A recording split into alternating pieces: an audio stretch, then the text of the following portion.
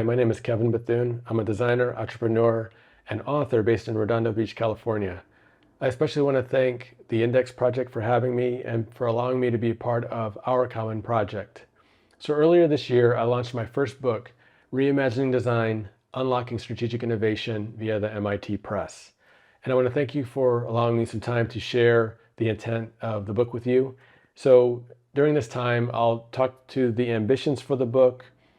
I'll take you through the journey of what I would call extreme multidisciplinary leaps and how the learnings inform perspectives that can help individuals and organizations think about how they can unlock strategic innovation.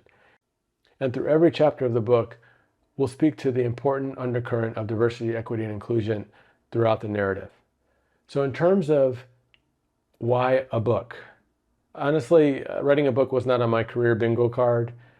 But based on how things have transpired, I'm very thankful for this opportunity. Now, when I thought about the idea of a book, it could have easily been a book that added to the existing canon of design thinking, or another book that mined the intersections between design and business. And surely there's enough room in both of those areas to write more books, and there's tons of books already.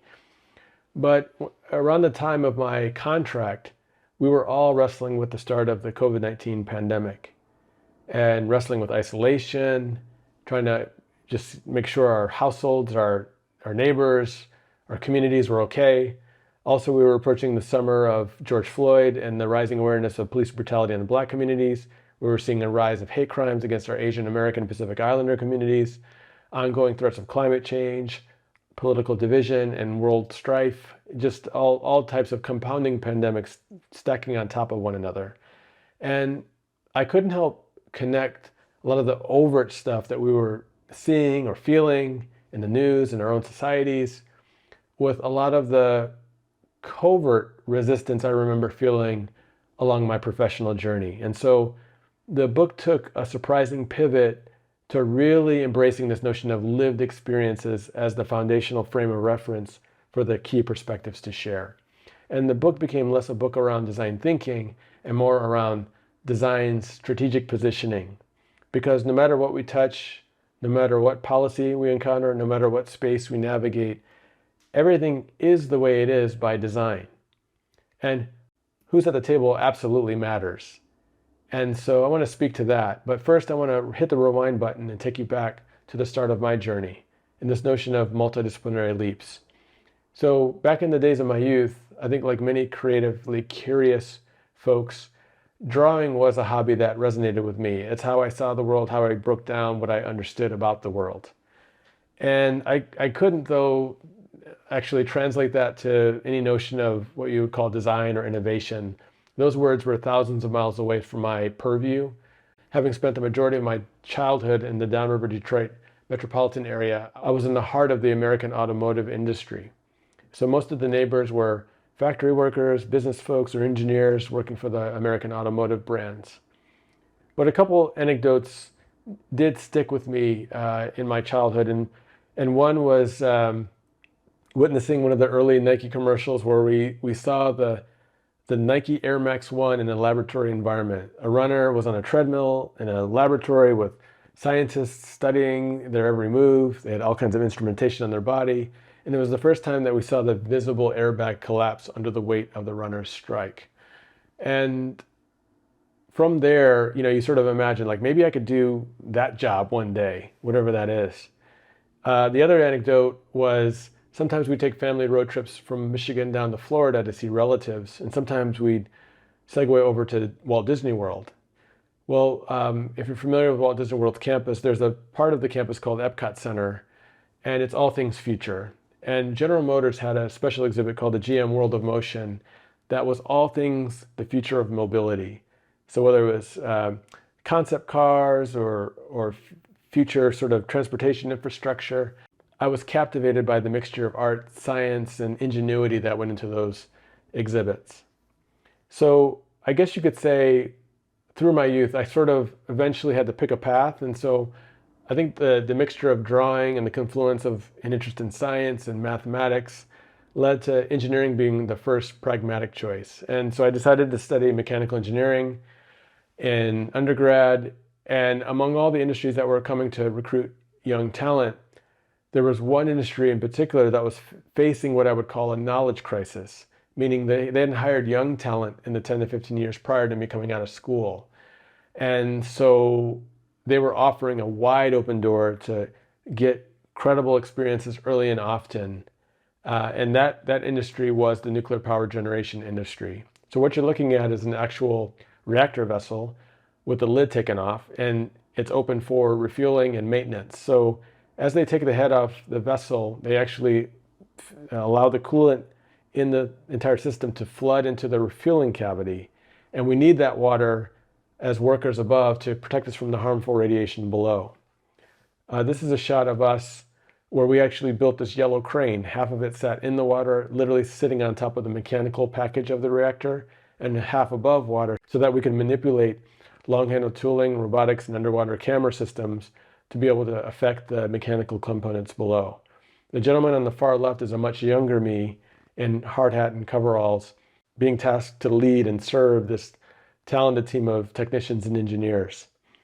And over time, I mean, this experience was incredible in that it helped me understand what it means to make product that needs to work to meet the needs of multiple stakeholders, and also learn how to work with high-performing teams, build trust, and garner the privilege and ability to lead teams on future campaigns. Well, through that experience, a natural curiosity for business arose, in that I hadn't had any business courses in undergrad, but I was very curious about the bigger picture behind the engineering work. I wanted to understand the company dynamics, the commercial terms, and not having that language, I desired to like reach across the aisle and ask those questions of marketing and of accounting. And eventually those curiosities led to pursuing an MBA where I could add that business acumen to my engineering background. While in business school, I could have easily taken my MBA back to an engineering company, but instead I wanted to work in an environment that had creative faculties as well. And I guess you could say the creative itch from my youth was scratching to make that conscious choice of what my next chapter would be. Thankfully, Nike was probably the company at the top of the list that embodied all those legs of the stool.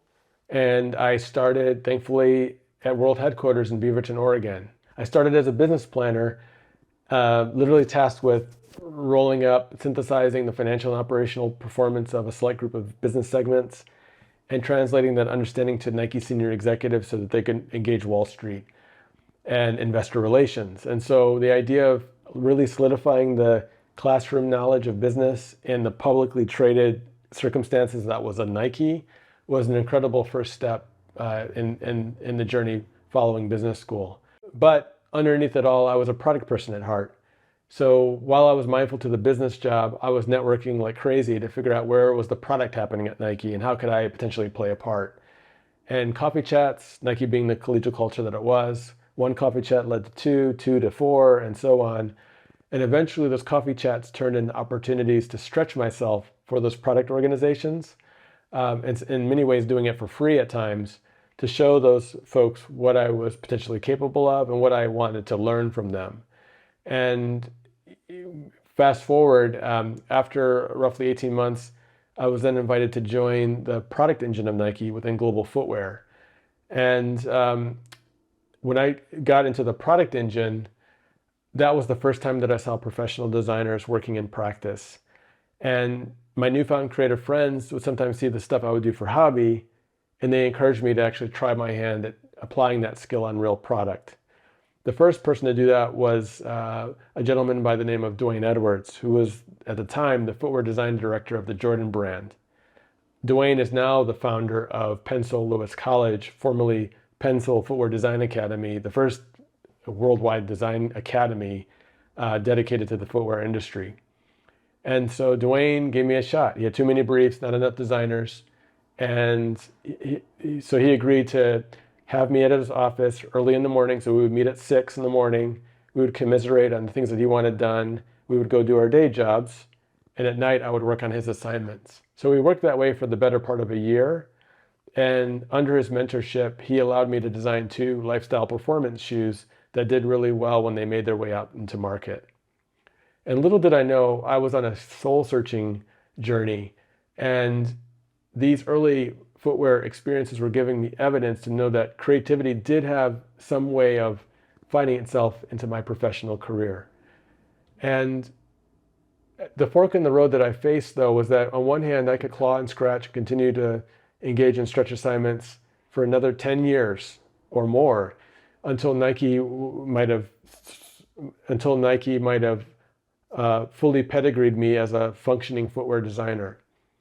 But meanwhile, the world was changing outside of Nike. We were seeing the rise of Apple, the iPod, the advent of the iTunes sort of ecosystem around the hardware.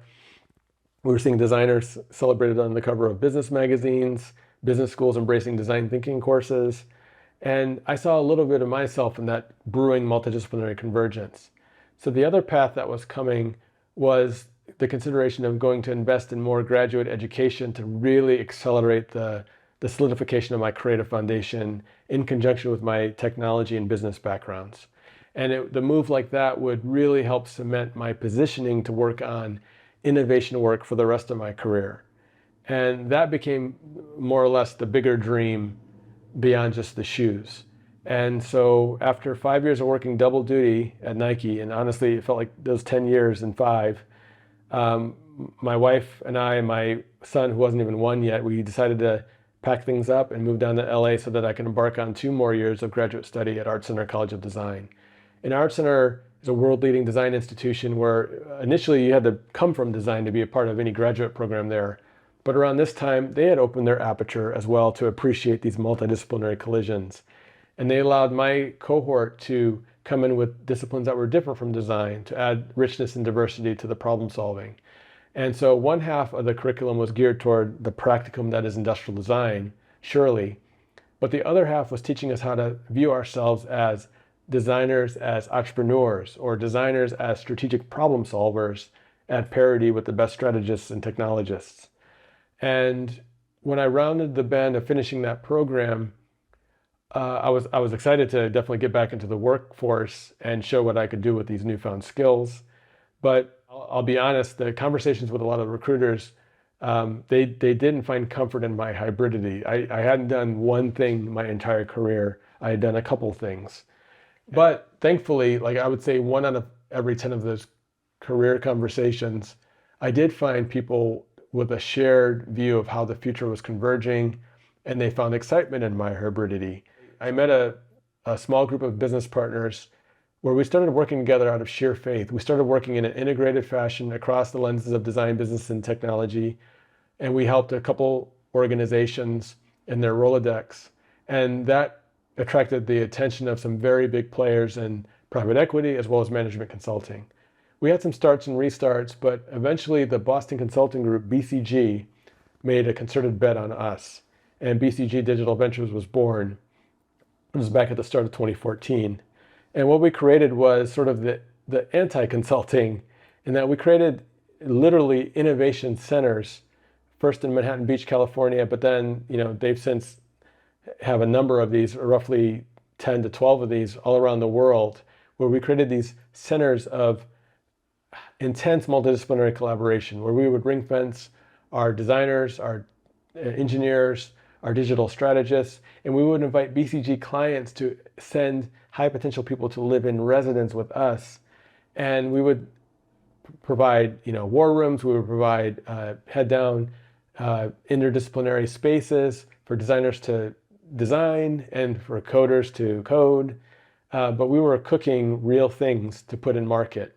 For example, Bosch Engineering came to our Berlin studio with a question around mobility. We ring-fenced the multidisciplinary team, invited the Bosch embeds to live in residence, and they eventually landed on an e-scooter mobility platform that deployed thousands of scooters across the megacities in Europe, and they left the nest as a business, and they've since been acquired by a bigger mobility player. So these are real businesses. Some would succeed, some would fail, some would become new business units inside of the larger BCG client organizations, and that's the par for the course for innovation. Failures are not bad, it's failures to learn our way forward. Personally, though, as a creative co-founder of this incubator, I became very passionate about the designer's experience, the good, the bad, the ugly of it all, and how designers could function in this rare multidisciplinary runway. So writing turned to talks, talks turned to an invitation to join the TED stage back in 2017, where I gave a talk called The Four Superpowers of Design. And in this talk, of course, I reinforced design's importance in business, but the bigger idea worth spreading was that we should remember to give the subject matter experts, designers in this case, the adequate room to breathe so that they can leverage their deeper superpowers and bring something of substance back to the team room to move the team forward. And that design is so much more than just the post-it notes and the whiteboarding you might see in a brainstorm. Design goes so much deeper than that. So that talk attracted the attention of a lot of entrepreneurs that were curious about getting my specific help, perhaps not BCG's, but my specific help on some of their unique opportunities. And after enough pings, enough experiments, I realized there was enough momentum to consider carving a practice of my own, which led to the creation of Dreams, Design, and Life. And I started the company roughly 4.5 years ago with two imperatives in mind. The first, I really wanted to work on human-centric challenges in terms of how do we unlock human potential, how do we foster human connection, and do more than just chase digitization for digital's sake. And not that there's anything wrong with digital transformation, but I wanted to align my calories against truly human imperatives. Secondly, because my career had spanned a mixture of physical creation as well as digital creation, I wanted to position myself to work on more holistic challenges across physical, digital, and service-related affordances. And so to do that, I created a model where we exhibit breadth and depth in every collaboration with our client partners. And so we'll work to bring disparate disciplines together to get people on the same page about the human imperatives and where we're going toward the future. And then the depth, ensuring that we have the depth of craft of a rigorous design process to ensure that we work out the right affordances to match the strategy that we come up with together. And whether it's creating a cold storage wallet for your crypto and NFT investors in the venture of Kivo out of the Bay Area, and really finessing the hardware component within a coherent service model that makes crypto and NFT investing as safe and secure as if you were managing a safe deposit box at your local bank.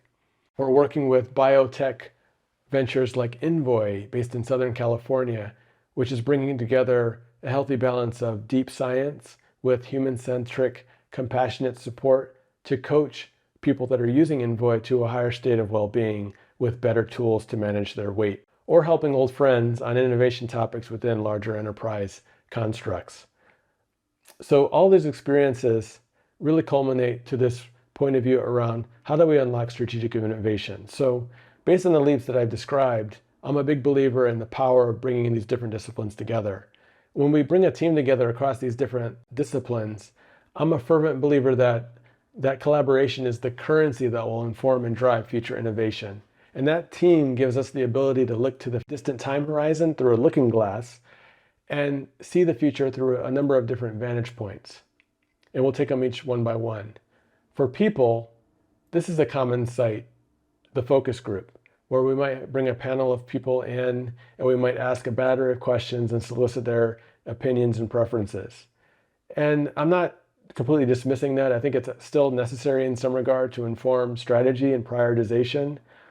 But if we're claiming to serve real people out there in the market, we have to have a healthy dose of humility of how we go about it.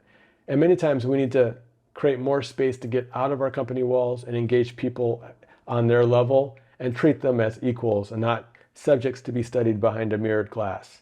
And to do that, we need to open our aperture to consider a number of different approaches, some generative, some participatory, some co-creative, to, again, meet people at their level and allow the abductive or bottom-up sort of observations and clues and insights to percolate and bubble up to the surface to reveal less than obvious patterns that can lead us to new and novel opportunities. And over time, we'll be able to distill that subject matter and really clarify the value criteria that's so important to each of our stakeholders and really synthesize what matters to each of them. So in the case of a restaurant chain, we're not going to just concern ourselves with the customer patron.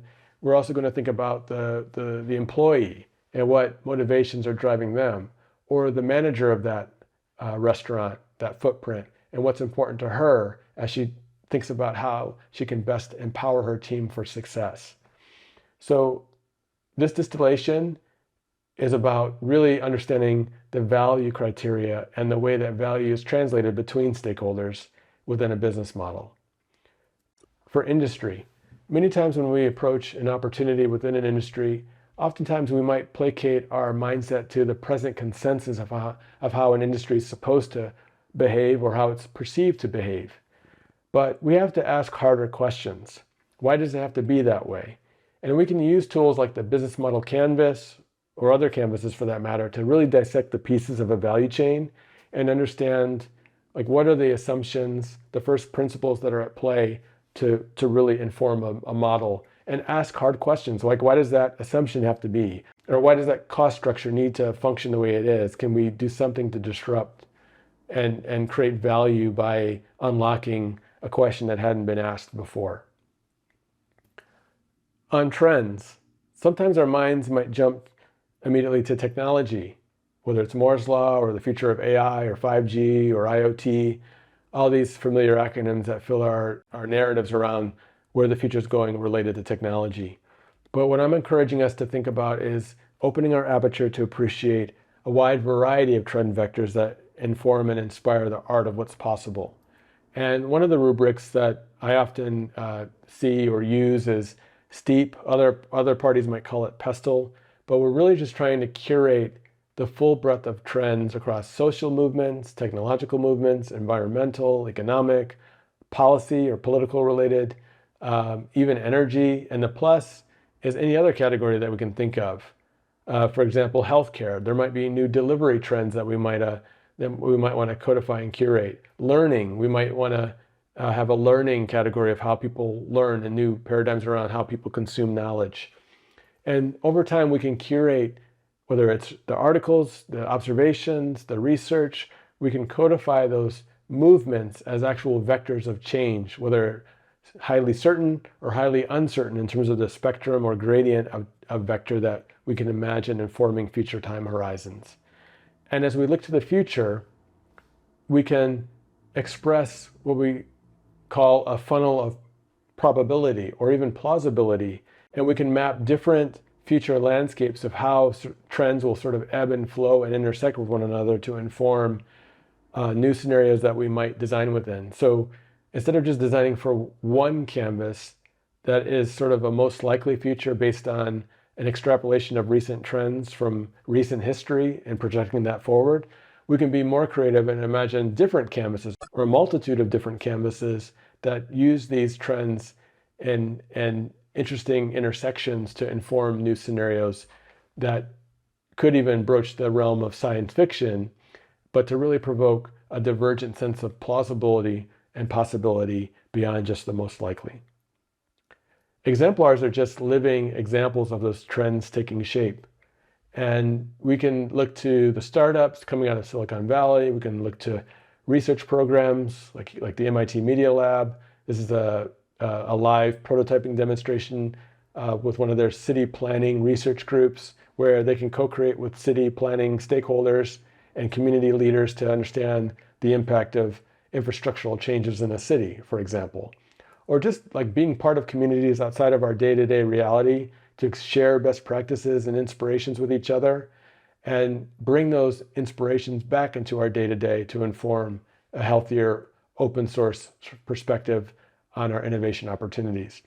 And when we think about that future foresight lens across people, industry, trends, and exemplars, we can bring all of that into what is the creative problem-solving process, which is usually not a clean progression. It's a very nonlinear, messy, chaotic sort of navigation. But in many ways, we just try to get people comfortable with the idea of failing early and often, putting their ideas together, trying to cross-pollinate among the diversity of insights that are in front of them to make some concerted attempts to form new stories and new systems of potential experience that we could convey to the world. And whether that's creating a spirit of play and gamifying the ability to cross-pollinate different insights together to inform what we could create, or bringing that into a hardened sort of product process where we're imagining new user flows and thematically characterizing ways to to evolve a customer's journey through the market funnel or whatever the story is, or the system that we're trying to bake. That collaboration is the important secret sauce to power that and enable that to happen. But even when we bring these disciplines together, I would argue if the last 2 to 3 years have shown us anything, that's no longer enough. We need to create also more space to think about the implications of our design and business decisions on the broader ecology. And that's not enough. We need to think about the role that societal imbalances played in how spaces have been informed and the circumstances that affect the stakeholders that we claim to serve. And as a Black man navigating corporate America, especially through these multidisciplinary leaps, and the family of which I come from, this is personal for me. And it wasn't too long ago that I can dive into my own family history and recognize the role of overt and covert assaults on my family and the elders that have come before me. In the next picture I'm about to show, I have to give a trigger warning because it's a difficult image, but it's an image of my mother when she was just under 2 years of age. She was one of 10 kids. The family had just returned home from church one Sunday morning to their home had been burned to the ground.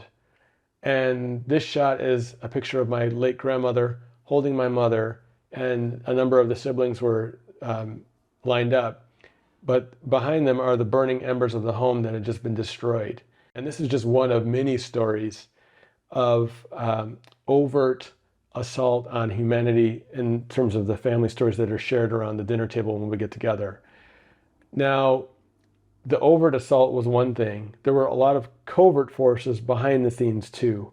And, being one of the few, Black land-owning families in that area, they were constantly being intimidated to try to give up their land so that the greater powers that be could put a freeway through the neighborhood. And these stories of redlining and infrastructural racism and systemic violence, all in the spirit of covert, insidious forces wanting to do what they wanted to do to advance their agenda.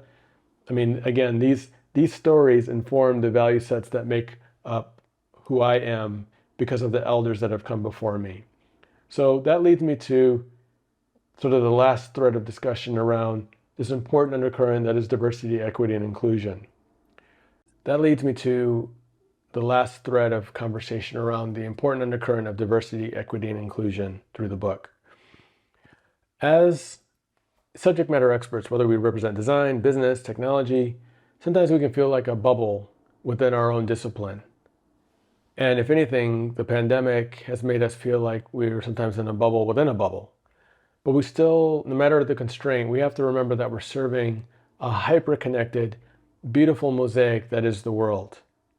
And unfortunately, many of the innovation teams that are claiming to serve their customers or their stakeholders, they fail to mirror that mosaic of the world in terms of their representation. And I think we all sort of recognize that if we look honestly within our own walls, within any organization that we're a part of, we recognize the glaring gaps. And I think there's a lot of people with the right intentions to want to try to change that, but it's been very slow, painfully slow. So what I'm arguing for is that we need to think about the leadership tact required, the tone of leadership required to begin to make concerted change. And so I want to characterize at least the leadership dimensions that I've felt in my career, whether I've been tasked to be a leader and held accountable to lead, or if I've been under the leadership of good or challenging managers. And for me, there's always been a spectrum between two endpoints. On one end of the spectrum is the type of manager that likes to keep things the way they are. They're comfortable with the status quo and they have no motivation to change anything. And I would call that person the gatekeeper. On the other end of the spectrum is someone that is humble about the opportunities, recognizes the changing needs, the newly emerging realities that are coming over the horizon, and they want to push the team to evolve itself to be better and more in tune with what the world needs, what the future requires. And that person I would call the servant leader. Now, these are not new terms that I'm mentioning or bringing up to characterize both ends of the spectrum. But for me, from my experience, I want to share 7 dimensions that I often ask myself, like, are you actually doing a good job of serving people by biasing your energy toward the service end of the spectrum? And so I'll talk through these 7, and you might argue that you have more dimensions based on your experiences, but at least it starts a conversation. So the first, when I set direction, do I expect my team to comply with my edict of like what I think we're going to do? And I expect everyone to comply with what I just said? A gatekeeper might function like that. Or can I articulate that vision and allow others into informing it for the better by inviting them to help shape it, giving them ownership of pieces of the work required to manifest that vision, and by their work, by the team's work, the vision gets better, it gets clearer, it gets refined as we work together over time. Which end of the spectrum are we? And I'm not asserting a judgment when I ask you to look at yourself through this dimension. We all need to be honest about where do we fall. Sometimes I fallen toward the left side of that spectrum and didn't realize it. But we should strive to push ourselves to be in service, to really bring people in and share and give people some runway to help inform our visions for the better. Risk tolerance.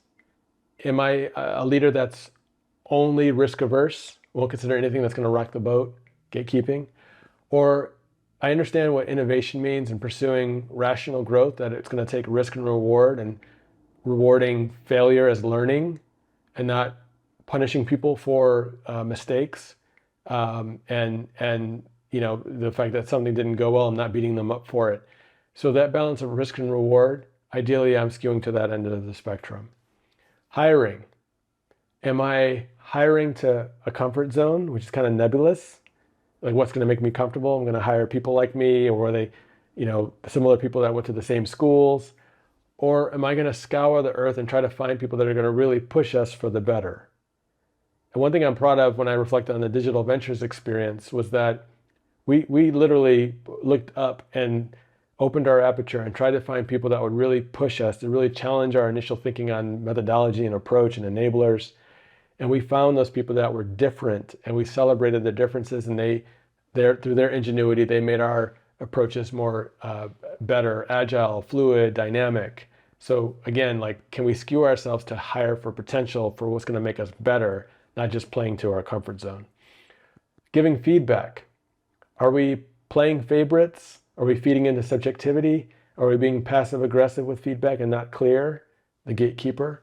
Or are we giving our teams a clear understanding of what objective success looks like, and being very concrete and helping them understand the bar? And through the work that they're doing, hopefully their learnings are actually challenging our notion of what the bar is, and that through their work, they're informing how the bar could elevate and we could all improve our performance.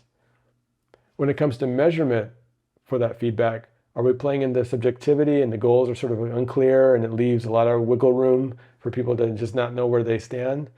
Or in the spirit of being concrete, are we giving people SMART goals? And for those unfamiliar with SMART, are we giving people specific, measurable, attainable, relevant, time-bound goals to understand what the bar of success is and what they need to hit? Team composition, as we flex to try to meet the needs of the world by mirroring the world. Again, are we seeking culture fit of what we're most comfortable with, what we think? Many times I've heard in my path, can I have a beer with this person during the interview process? Will I like this person when the laptop screens go down and people are playing ping pong? Will I like being around this person? And it's like, what are we actually talking about? We're not talking about anything constructive around that person's success or our team's potential for more success by bringing them into our fold. Instead, can we have a conversation around how we can embrace a diverse, equitable, and inclusive team? Where are we on the spectrum? And then lastly, leadership orientation. As a leader, do I need to always be in front, representing all the work of the team and being the face of the team always? Or can I get out of the way? Can I stand in the back of the room and give my team members runways to defend their own work, to have the practice of getting up there and speaking in front of stakeholders, executive stakeholders and sponsors, and defending their work. And when they need support, I'm happy to come in and support them when and where needed to ensure that they continue on a trajectory towards success. So if we at least think about ourselves across these 7 dimensions and self-inventory, where do we sit on the spectrums, that refined tact, that elevated or evolved tact of leadership gives me a lot of hope that we can begin to manifest the change that this book is really hoping people see in themselves. So with that, I really want to thank you for giving attention to reimagining design, and I hope you see yourself in this work and how you might influence your organizations to really realize more strategic, rational, respectful, and sustainable innovation moving forward. Thank you for this time.